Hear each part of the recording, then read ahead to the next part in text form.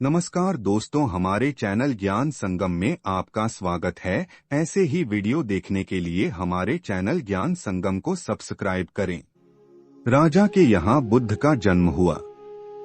पिता ने ज्योतिषियों को बुलाकर भविष्य पूछा। उन्होंने कहा, या तो यह सम्राट होगा और या तो यह साधु होगा। एक तरह से देखा जाए तो सच्चा सम्राट भीतर से साधु ही होता है। जब ज्योतिषियों की भविष्यवाणी राजा ने सुनी तो वे घबरा गए कि मेरा बेटा साधु हो जाए, ऐसा ठीक नहीं होगा। राजा ने पूछा, कोई उपाय बताए, क्योंकि मैं चाहता हूं कि राजा का पुत्र राजा ही बने।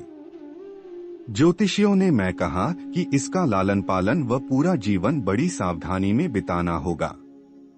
अर्थात आपका पुत्र सिद्धार्थ कभी किसी बूढ़े व्यक्ति को न देखे, कभी किसी बीमार व्यक्ति को न देखे और कभी किसी मरे हुए व्यक्ति को न देखे।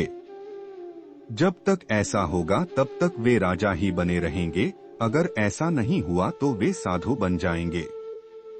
राजा शुद्धोधन ने अपने पुत्र सिद्धार्थ के लिए बढ़िया से बढ़िया बड़े बड़े महल, अच्छे से अच्छा भोजन, दास दासियां और खाने पीने के सामान आदि वस्तुओं के ढेर लगा दिए। पिता ने पुत्र को सुख सुविधाओं में इतना उलझा दिया कि उसे बाहर का संसार याद ही नहीं आया। शुद्धोधन ने समझ लिया कि अब इतने सुखों के आगे साधु बनने का प्रश्न ही उपस्थित नहीं होता। वे निश्चिंत हो गए। राजा शुद्धोधन ने बिल्कुल पक्की व्यवस्था कर रखी थी कि उनका पुत्र सिद्धार्थ जीवन में कभी भी वृद्ध, बीमार और मृतक व्यक्ति को देख न सके, क्योंकि वे अपने पुत्र को खोना नहीं चाहते थे। सिद्धार्थ का जीवन ऐश्वर्य और सुख सुविधाओं में बीत रहा था। उनके जवान होने पर एक सुंदर कन्या यशोधरा से उनका विवाह हो गया। विवाह हो जाने पर शुद्धोधन की आधी चिंता मिट गई। अब तो शादी हो गई, अब कहाँ जाएगा? अब तो मेरा पुत्र बंधन में बंध गया है। अब उसके कहीं जाने का सवाल ही नहीं उठता। एक वर्ष बाद बेटे का भी जन्म हो गया। उसका नाम राहुल रखा गया। अब राजा शुद्धोधन को बिल्कुल पक्का विश्वास हो गया कि अब यह कहीं नहीं जा सकता। एक दिन सिद्धार्थ ने कहा कि पिताजी, आज तक मैंने कभी अपनी राजधानी नहीं देखी। आपकी आज्ञा हो तो आज देख आओ। राजा ने कहा, हाँ, अवश्य जाओ, अपना शहर देखकर आओ। एक सारथी को भी साथ में भेजा गया कि जाओ राजकुमार को राजधानी घुमा फिरा कर ला।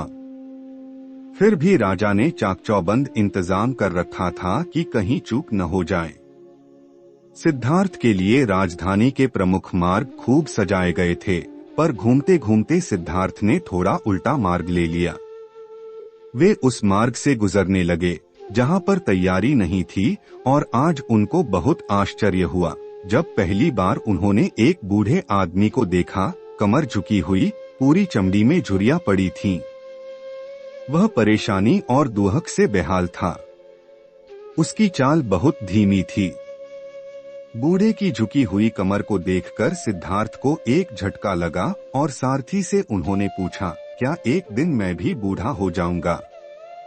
सारथी ने कहा, हाँ राजकुमार, हर व्यक्ति के जीवन में 3 अवस्थाएं आती हैं, बचपन, जवानी और बुढ़ापा। एक दिन तुम भी बुढ़ापे की अवस्था में जाओगे। हे राजकुमार, यह संसार का नियम है। चाहे गरीब हो या अमीर, सबका शरीर शिथिल अर्थात बूढ़ा होता है। राजकुमार सोच में पड़ गया। सारथी ने रथ को आगे बढ़ाया तो कुछ दूरी पर एक बीमार व्यक्ति मिला जो रोगों से घिरा हुआ था। उस पीड़ित व्यक्ति को देखकर राजकुमार का मन बहुत ही दुखी हुआ। राजकुमार ने पूछा, इसको क्या हुआ है? सारथी ने कहा, यह व्यक्ति बीमार है, इसलिए यह कराह रहा है। इस संसार में दुख और सुख दोनों हैं। यह है अपने अपने भाग्य की बात है कि कोई दुखी है और कोई सुखी है। क्या मैं भी कभी बीमार हो सकता हूँ? सारथी ने कहा, आप यह विचार अभी छोड़ दें। समय बड़ा बलवान होता है। ये सारी बातें कर्मों पर निर्भर करती हैं। चाहे राजा हो या रंक, सुख दुख सब पर आते हैं। अगर शरीर में कोई रोग आना है तो वह आएगा। यह सब सुनकर राजकुमार सोच में पड़ गया। सारथी ने रथ को कुछ आगे बढ़ाया तो सामने से 4 कंधों के ऊपर एक अर्थी को जाते हुए देखा। राजकुमार ने ऐसा पहली बार देखा था। उसने सारथी से पूछा, यह क्या है? यह आदमी मर गया है। यह मुर्दा है। जो व्यक्ति मर जाता है उसको बांधकर श्मशान भूमि में ले जाते हैं, फिर वहां पर उसे जला दिया जाता है। राजकुमार ने कहा, क्या सबको मरना पड़ता है? हाँ, सबको मरना पड़ता है। यह मृत्युलोक है। जो जन्म लेता है उसे कभी जब भी अवश्य ही मरना पड़ता है। तो इसका मतलब यह हुआ कि ठीक इसी तरह से एक दिन मुझे भी मरना होगा। मेरी देह भी मुर्दा होगी और मुझको भी 4 कंधों पर उठाकर ले जाया जाएगा। मुझको भी ऐसे ही रस्सियों से बांधा जाएगा। मेरे भी आगे पीछे घर के सदस्य रोएंगे, तड़पेंगे और जिस संसार को मैंने इकट्ठा किया है वह सारा का सारा मुझसे छूट जाएगा।